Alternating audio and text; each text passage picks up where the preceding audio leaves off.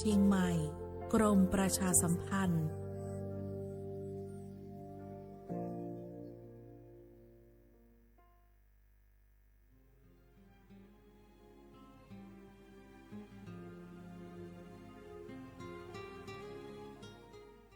This is a moment of profound grief for the Kingdom of Thailand. The collective voices of Radio Thailand Chiang Mai join the Thai nation in mourning the passing of our beloved Queen Martha, Her Majesty Queen Sirikit.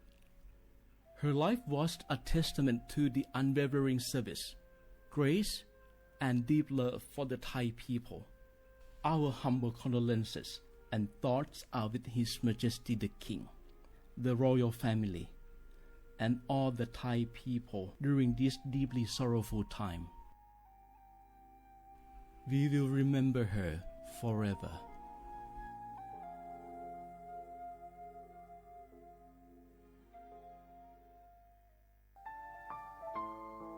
เฮาข้าพี่น้องเจ้าคือไตมีตั้งหม่องเจออันเจ้านางหอคำสมเด็จพระนางเจ้าสิริกิติ์พระบรมราชินีนาถพระบรมราชชนนีพันปีหลวงไล่เข้าสวนหมักหักคำนนเพกว่าย้อนสู้เก่าตึงปันเฮาวิเย็นขวัญเงาเจ้าเฮาข้าฮอดถึงที่สุคติกัดเย็นเสกรรมเฮาข้าพี่น้องก้นคือไต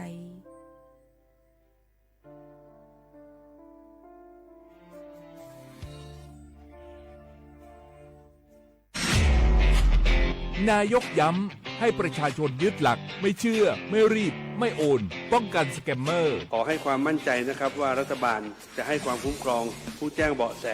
อย่างเต็มที่และอยากจะขอย้ำอีกครั้งหนึ่งว่าให้แจ้งในช่องทางที่มีอำนาจหน้าที่โดยไม่รอช้าเพื่อให้เจ้าหน้าที่ได้ดำเนินการได้อย่างทันท่วงทีและถูกต้องตามกฎหมายขอให้พี่น้องประชาชนได้ยึดหลักเพียง3ข้อก็คือไม่เชื่อไม่รีบและไม่โอนซึ่งจะช่วยให้เรามีสติพิจารณาอย่างรอบคอบและจะป้องกันการถูกล่อลวงได้รวมพลังคนไทยต้านภัยสแกมเมอร์นายอนุทินชาญวีรกูลนายกรัฐมนตรี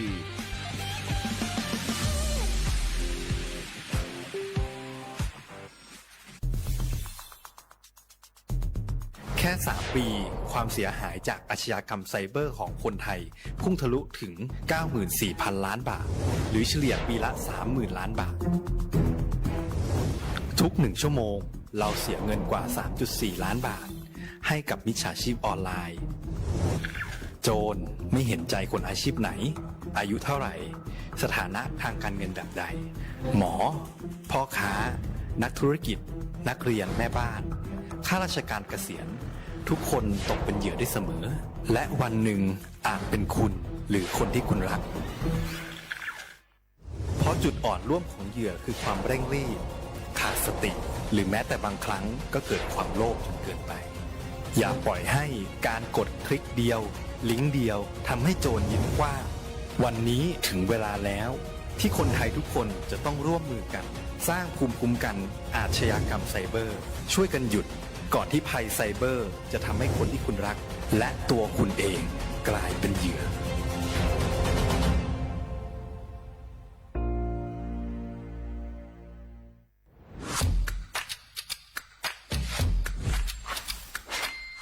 กลับมาแล้ววันนี้กับโครงการคนละครึ่ง plus รัฐออกครึ่งประชาชนออกครึ่งช่วยเศรษฐกิจไทยหมุนเวียนเติบโตถ้าเราช่วยกัน plus ต่อยอดให้เศรษฐกิจไทยเติบโตอย่างยั่งยืนด้วย5 plus plus ที่ 1 เพิ่มช่วงอายุผู้เข้าร่วมโครงการจาก18ปีเป็น16ปี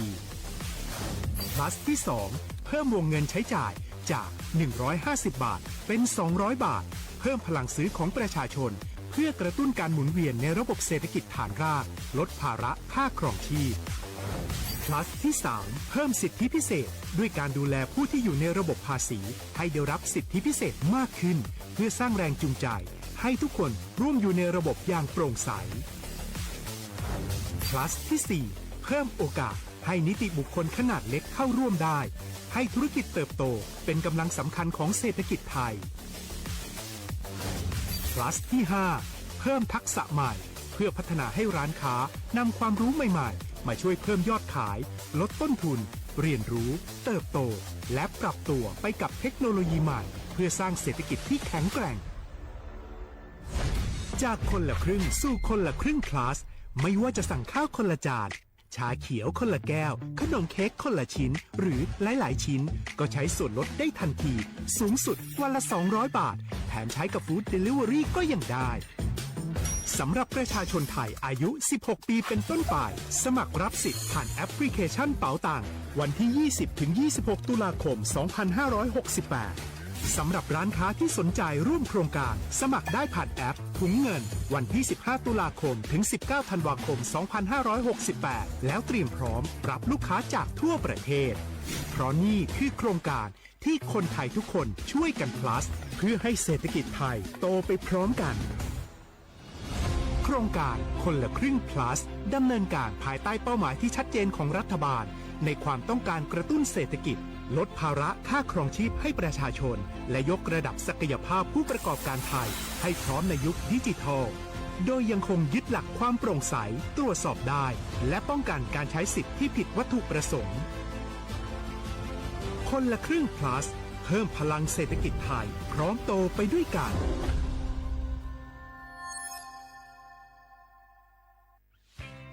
เส้นทางสายหมอกที่สวยที่สุดในเมืองแพร่กำลังรอทุกคนไปวิ่งด้วยกันครับทุกก้าวของคุณคือพลังของลมหายใจชวนเพื่อนชวนครอบครัวมาวิ่งฝ่าสายหมอกเพื่อโรงพยาบาลแพร่ในวันอาทิตย์ที่ 7 ธันวาคม 2568 บริเวณลานกิจกรรมหลังวัดพระธาตุช่อแฮมาร่วมกันส่งต่อพลังแห่งความดีเพราะทุกก้าวของคุณช่วยต่อชีวิตให้กับผู้ป่วยในโรงพยาบาลแพร่สมัครได้เลยวันนี้แล้วไปวิ่งด้วยกันในวันอาทิตย์ที่ 7 ธันวาคม 2568 พบกันบริเวณลานกิจกรรมหลังวัดพระธาตุช่อแฮนะครับ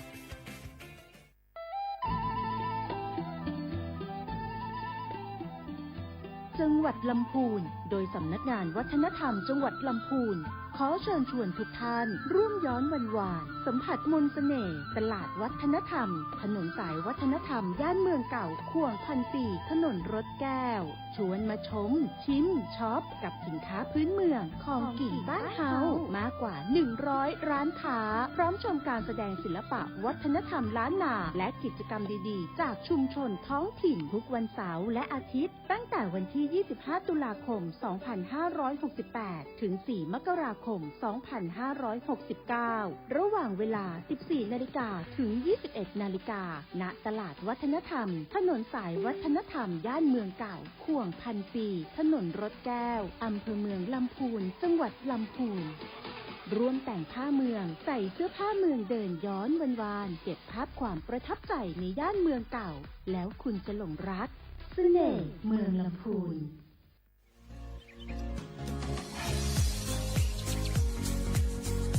จอมหนังเปิงมติครม.มือวันที่29เดือนธันวาคม12สิงหาคมไป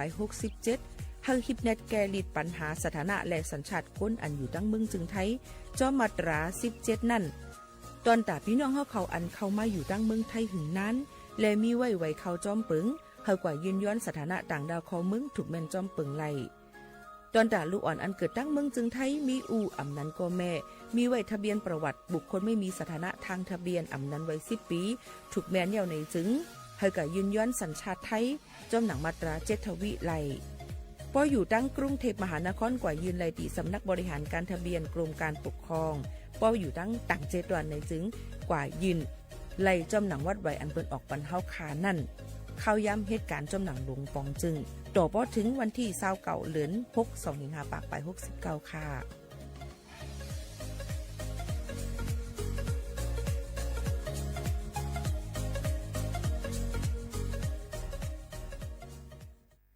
พี่น้องเขาสนใจใครปืนเผาผ่านตั้งห้องเปิดเซ็งสวทเก้งใหม่ปั่นตั้งหูห่มปาดังมีดังซื้อถ่อมแจงแล้งหลีกว่าไก่ในปืนตีเจดอนเก้งใหม่กับสืบมาเลยดีสวทเก้งใหม่หมายฟ้น053-276-068และ0922468579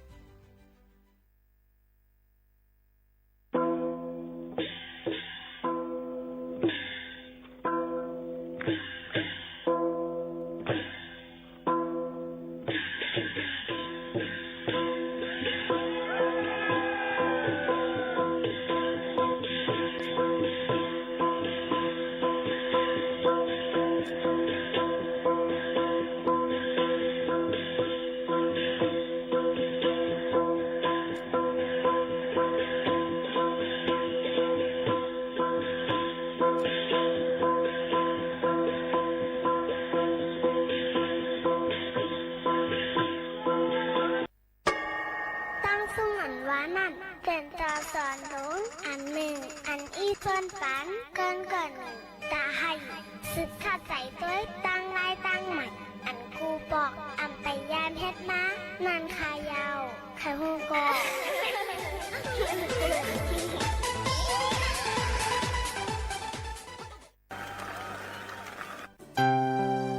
ตาดีไหลตั้งออกปีหนึ่งอันไหนมันมีดีอินแห้งเฮาพร้อมกันอ่ำพร้อมกันนั่นก็ยาวเส้นตาดีถึงยังหมายเฮานั้นวุ่นจนหือสร้างจนหือก็ยาวกำลึงสุดมาเฮาถูกดีวงห้อมกันในที่สุดเป็นมีปัญหาถูกดีวงห้อมกันตะวันเมืองดีในกระทิงกว่านั้นเฮาถูกดีวงห้อมกัน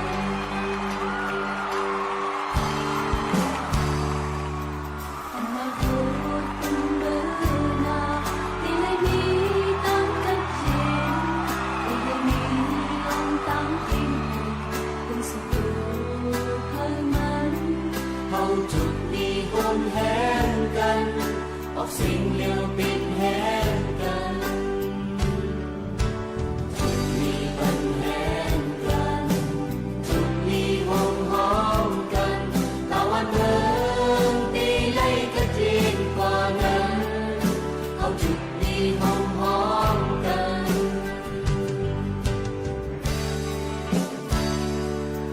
ส่วนในเฮากะเคยเป็นตะโกนตามติดสู่เฮาบ่เฮ็ดสร้างถึงตามอันสู่มุมมองเมื่อจุดมีหอมแห้งยาวมันจำได้ถึงเยอะมาจุดมีปัญแห้งกันจุดมีหอมหอมกันตะวันเมืองตีให้กระทิงกว่านั้นเอาจุดมีหอมหอม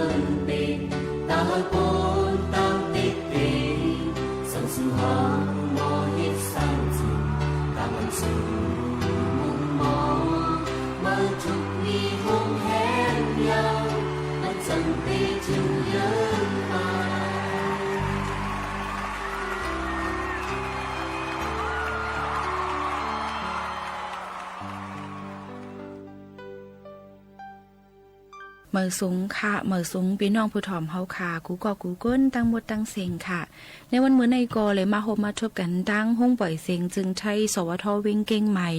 สถานีวิทยุกระจายเสียงแห่งประเทศไทยจังหวัดเชียงใหม่ ปืนปล่อยเสียงอองตี49เส้นตั้งประชาสัมพันธ์เอิ่งจ้างการเจดอนเก้งใหม่50100ค่ะกับสืบตรงตากันเข้ามาเลยข้าวยาม10 โมงต่อถึง11 โมงกลางเนื้อตอนการภาษาความใต้ตีหมายโฟน053-819-104 ห่มช่วมพับตอนพี่น้องเขากูเจ้าคือกูกอกูก้น3 ปานเจแซนอยู่ค่ะพี่น้องเขาอันนี้ยินชมอยู่ย่ำพ่องตะเลวนั่นในเตเป็นเขาผู้จัดรายการยิงหมูขาวนุ่นค่ะมาหบทุบจอมพี่น้องเขาเสียแลสังว่ามีลองตั้งใครหมอกใครลัดใครต้มตักกับสืบกันเขามาอะไรเหมือนหนังยิงหมูขาวนุ่นลัดกว่าเมื่อไกลนั่นในข่าวจ่องต้องกันค่ะฮือเขาคาเลยมาหบทุบกันเสียเย้าในจึงพี่น้องเขาถ่อมตั้งอมล้มเสียอำกาถ่อมป้าตั้งในรถในก้ายกถ่อมตั้งอินเทอร์เน็ตไลในคาดี www.region3.prd.go.th สลัดเก้งใหม่สลัดในค่ะอำนั้นก็เข้ากับปอดภายไทยก็ไลดี Googleสวทเก้งใหม่ในค่ะยกกว่าเน็กดี AM 147กิโลเฮิรตซ์บ่เป็นดังฟงเดเลยยินถ่อมเป็นเสียงบ่เป็นตั้งเดสก์ท็อปตั้ง PC เดเลยหันป้าดังห่างดูผู้จัดรายการกำเร็วในค่ะในก็เป็นตื้อตั้งอันเดียวค่ะไม่เพิ่มเทียมบรรพี่น้องเขาอันตุกย้อนกันเข้ามานั่นในค่ะครบทบกันซึ่งหนังในเสียแลเตมีลองตั้งซึ่งหือละลายอันว่านั่นจึงเดคัดเจอมาต่อแต่แค่นี้ปันปอแม่พี่น้องเขาอยู่อำห้างย้ำพ้องแต่เหลวลือหือลือใจถ่อมด้วยเพียงความกันก่อนค่ะ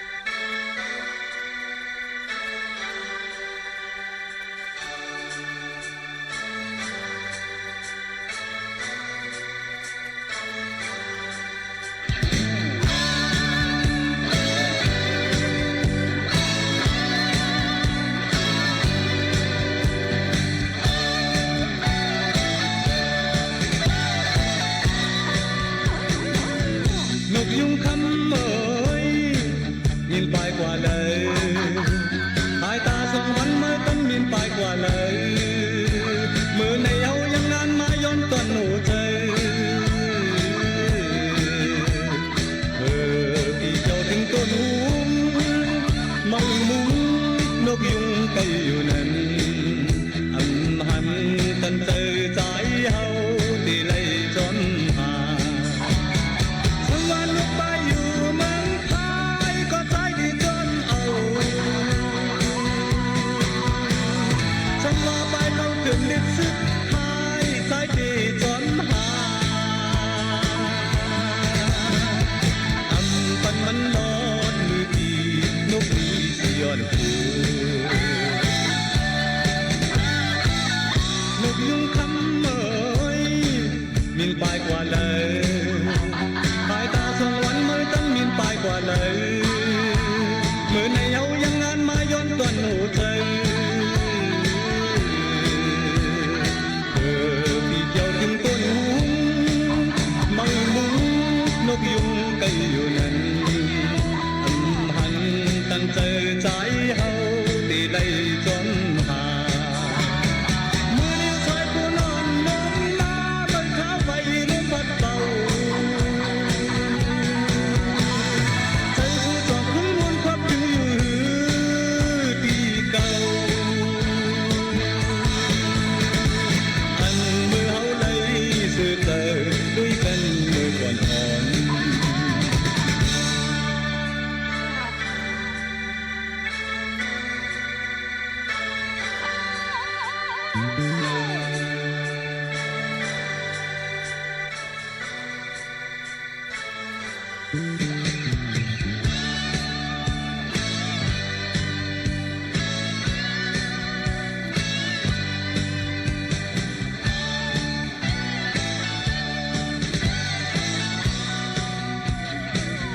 นกยุงคำเอ่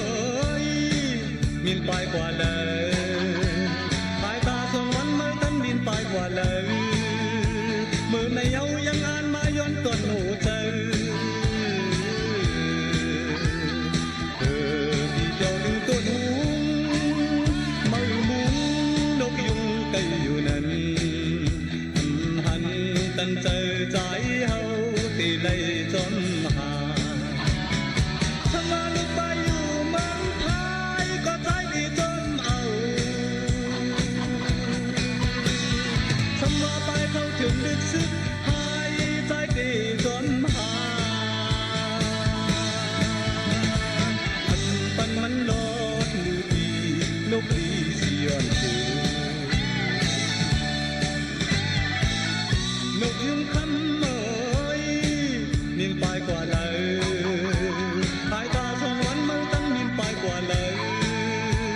มือในเฮายังงานมาย้อนต้นหูเจอพี่เที่ยวถึงต้นหูไม่มุงนกยุงก็อยู่นั้นอำหันตั้งเจอใจเฮาที่ไล่จนหามือนิ้วชายผู้นอนนมนาเบิ่งขาไฟลมพัดเบาใจผู้จอบขึ้นวนควับอยู่ที่เก่าอันมือเฮาเลยสื่อเตอลุยกันมือก่อนอ่อน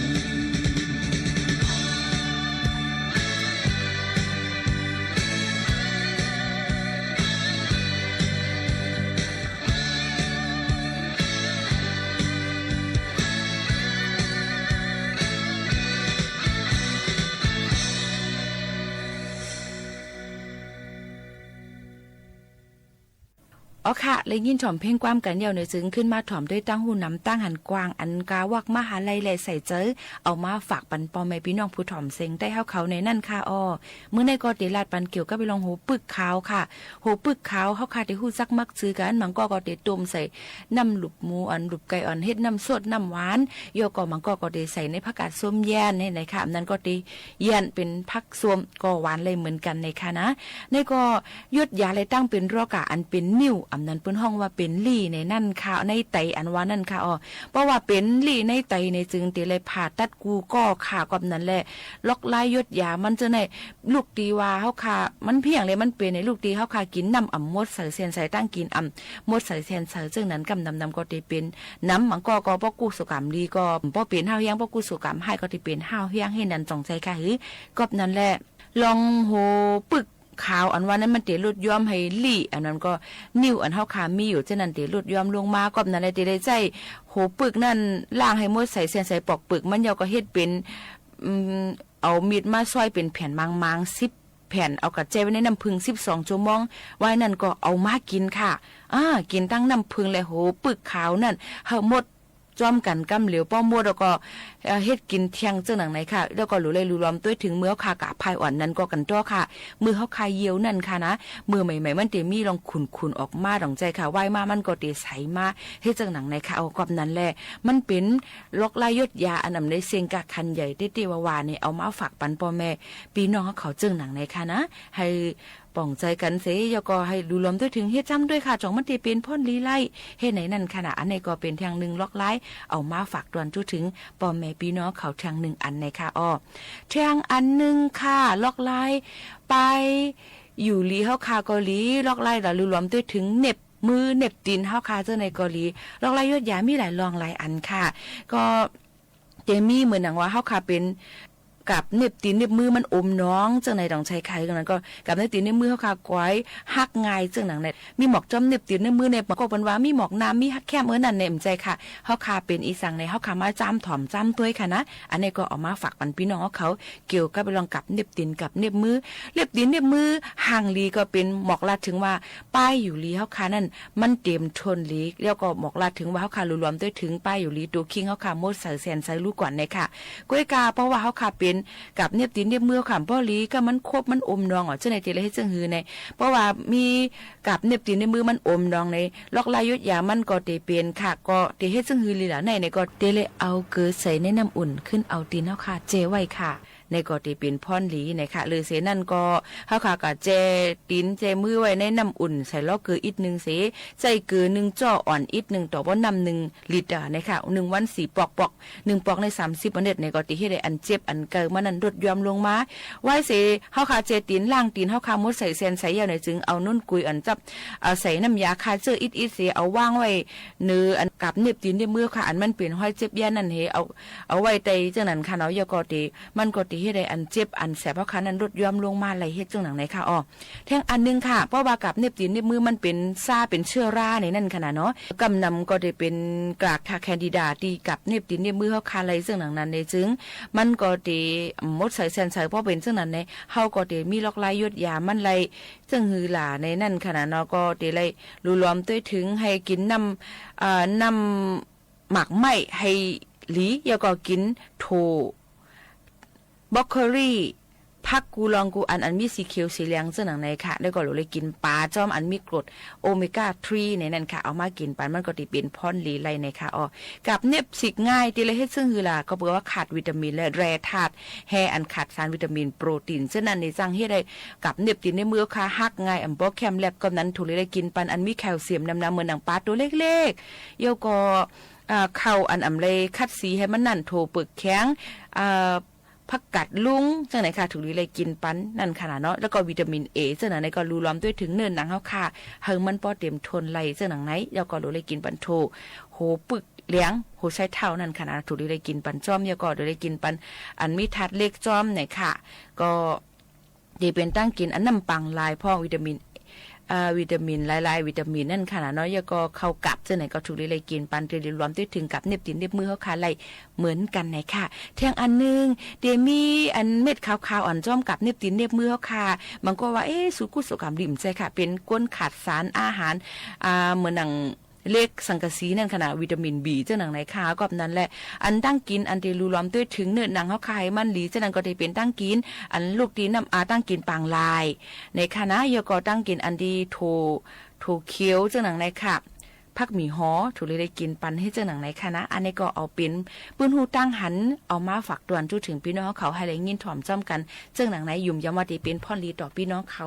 อยู่ว่าเจ้าหนังไหนค่ะสืบลือใจถ่อมด้วยเพ่งความเสขึ้นสืบถ่อมด้วยตั้งหูนำตั้งหันกว้างอันเอามาฝากปันพี่น้องเขาก่อนที่เป็นลองสั่งหลายๆสืบเงี้ยถ่อมด้วยค่ะ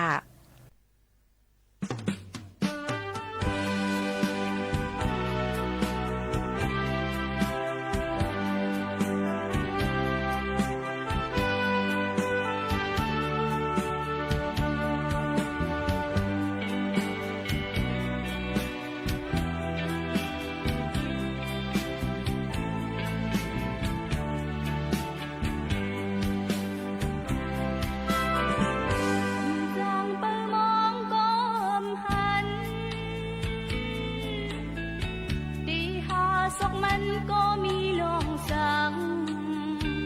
นกบินออกขอดีขึ้นปอเก่าดีลืมเยาจำดีตัดสินใจจางไม่จอมก้มหันเก่าดีเปิงมองก็มีลงสังตั้งเธอก่อนเก่าตีกูซิมเอาเก่าดีลืมเยาตีไล่ตัดสินจะเยา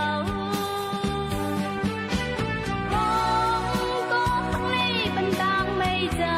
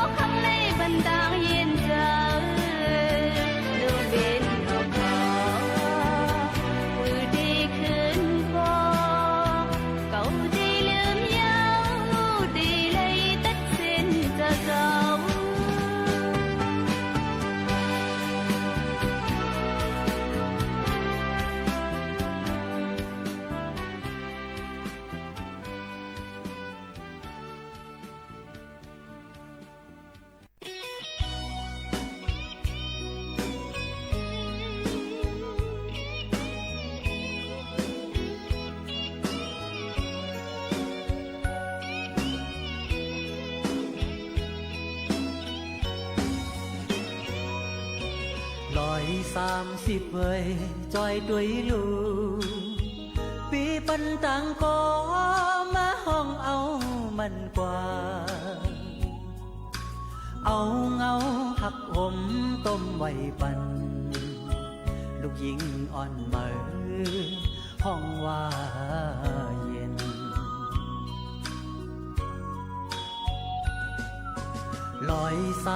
130 เวยลาดมันลูยันลายปากลากในวงกันก็ยาเจอดื้อกึดอยู่มีหิมจังลูกหญิงอ่อนเหมอห้องว่า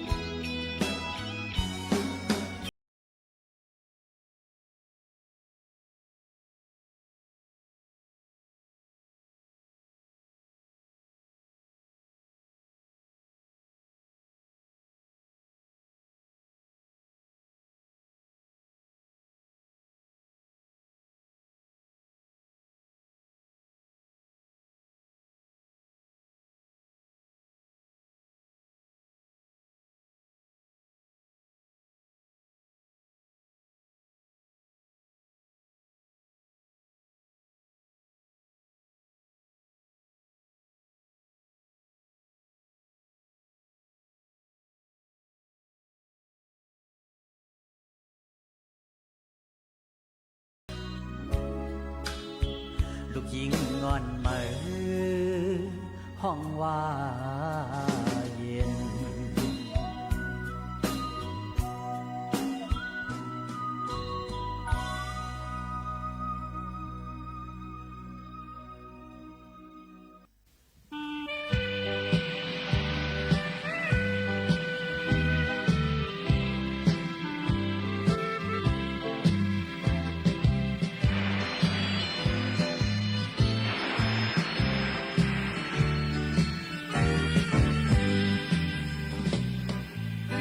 น้ำเมาหยุดยาวลับตาก็หันสู่มึงตาก็หันน้องป้าเทียงเต็มตีอันเฮาไกลไล่หอดถึงซ้อมกันเกิดที่เหลียวผาดว่าหึงเยาห่างลงน้ำเมาก็โตสั่งมาหาขึ้นถึงตั้งเจ้าตันลาจากก็เฮลีปีเสื้อน้องจอให้ขึ้นทุบจอกินข้าวห่อตองนางเอ้ย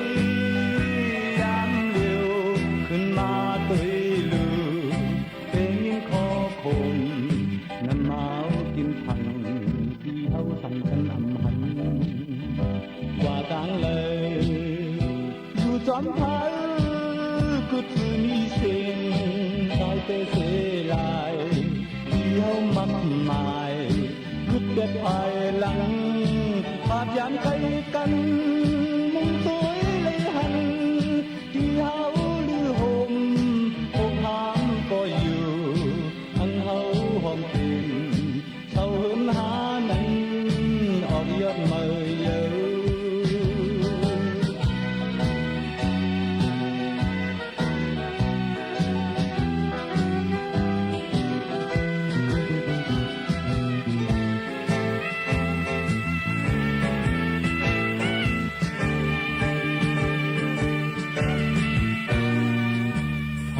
เมาหยุดยาว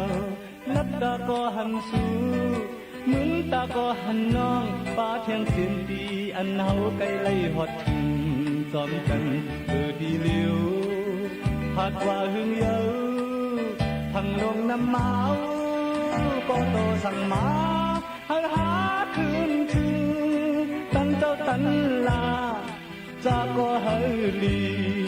ดีเสื้อน้องจอทุกต่อกินข้าวห่อตองนางเอ้ยยามเดียวขึ้นมาตุยดูแต่ยิ้มคอผมน้ำเมากินฟังที่เฮาสั่งกันหันกว่าต่างเลยอยู่จอมพันก็ถือมีเส้นตายเตเสลายเฮามักหมายคือเด็ดภายหลังภาพยามไกลกันมุงตุ้ยเลยหันที่เฮาลือห่มพวกความก็อยู่อันเฮาห้องเปลี่ยนเขาเหินหานั้นออกยอดเมยเยอะ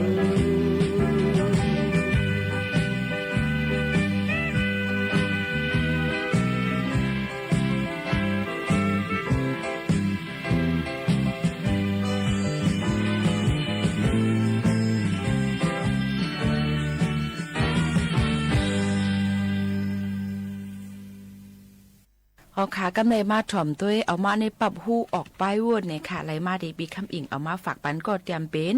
วันเลี้ยงเตรียมไว้ว่าซึ่งหนังไหนค่ะหางเฮียนเอามาฝากตอนจุถึงปอแม่พี่น้องเขาขึ้นหมักล้างไรป้าหมักงงไข่มดฟมกอให้ไรกินไหนค่ะอ้อน้ำไหลแลน้ำน้องอันอ่ำมีหูออกกอจางเป็นน้ำหวยน้ำหังสั่งออกปุ้นล้วนเหลือจางแหงแตกขับเป็ดนั่นก็สังป้ายวนมีหูออกจางเปลี่ยนป้ายวนกวางสีหาหูออกมันพิษเปิงนำเลือกว่าจึงเพราะว่าจัดปานจางแหงหายตายกว่าหลายแล้วหลอกอยู่นั่นเย้าในค่ะสังเป็นน้ำหองใกล้ไหลอยู่นั่นมีหูออกตั้งออกเดลัยกว่าไหลในจึงจางเป็นน้ำหวยน้ำหางแปดนังนั้นเย้าค่ะน้ำนองกอเมินในหนังเก่าป้อมีหูออกจึงจางเป็นคือกว้ายกว่ากุ้ยตอนน้ำหมออันใจอยู่กูวันนั่นตั้งไหลล่างออกแปดอยู่เป็นมือเป็นปอก ใครเนื่องไหนแต่ป้ายวนก้นก็ถูกลีมีหูออกปันอยู่นั่นขณะป้ออ่ำใกล้วนขึงหาหูออกมันจึงป้ายวนใกล้แหล่ข้างควันมือใส่ออกเสเป็นล้นเป็นเลืออ่ำจืนอ่ำปังนั่นขนาดเนาะในก็มาฝากตวนถึงพ่อแม่พี่น้องเขาเจิงหนังในค่ะสังซ้ำกามีกาปืดออกหูออกป้ายวนนำเลอก็อ่ำดีหนังเก่าค่ะถูกรีผิวปันเป็นมือเป็นปอกหนังเก่าค่ะนะป้ายวนกวนกูก็กามีกาวนออกหันมดเสียงนั่นอ่ำเจอว่าเตเปลี่ยนป้ายวนดีร้อนๆค่ะมันหูคอนล้อขี่ขาไข่อันอ่ำมีแลถูกลีสุกสีแปดก่อนค่ะมังเผาป้ายวนนั่นวนเลอค้นเลอแลจังกว่าข้องคำเสอันเยาทบตั้งอยากผืดก่อจางมีเหมือนหนังลูกเห็นก้อนหนึ่งค่ะมันวนลองลีกมันเสมันหับหันถึงซ้ำเป็นเจ้งไหนคู่สอนมันซ้ำไปใจเสแลเป็นเจ้งไหนว่าเจ้งหนังนั้นอ่ำกาลอกักแมนกันจึงยิงอยู่ยิงมันวนเก็บกินเสแลป้ายวนมันจางแตกยายไหลเหมือนกันในค่ะอ้อก้นกาก้นขายและผู้หับการเสอันก็ดอง่ายหนังนั้นค่ะการอันเคยเฮ็ดใครเป็นซ้ำอันหนึ่งเงาลายอันเป็นอยู่มีอยู่แลลายเฮ็ดลายสังซ้ำเป็นอันหนึ่งในจึงวนสังอำเมียนสังเสียเย้าหูออกป้ายวนก็อำหันเปิ้นอ่อนกันยุ่มมวนล้วนเสื้อก็มันอำมวนอำสาจ้อมเปิ้นกลุ่มขี้เงาวนกันอยู่มืดค่ะยอกำในเจเลยหาหูออกป้ายวนเย้าในถุบลีสุกสีกอกล่างปันออกป้อเตจึนจ่างปางเสรีนั่นกำนำแต่ก็เตกว่ามังเล่าสุยาเล่นเปอร์เสหาตั้งออกค่ะหนังว่ามาแสรีผิวเป็ดเป็นมือเป็นปอกก้อยเสตาสังซ้ำดับเอาหูออกไปวนมันล้นเลือกว่าจึงเตสุกยุงง่ายหนังย่าหังนกหมวยเตหันเสียงเนื้อมันเสนั่นรับฟังข่าวต้นชั่วโมง 11 นาฬิกากับคณิษฐายิ้มดีค่ะนายกรัฐมนตรีเปิดเผยยังไม่ได้รับการติดต่อจากประธานาธิ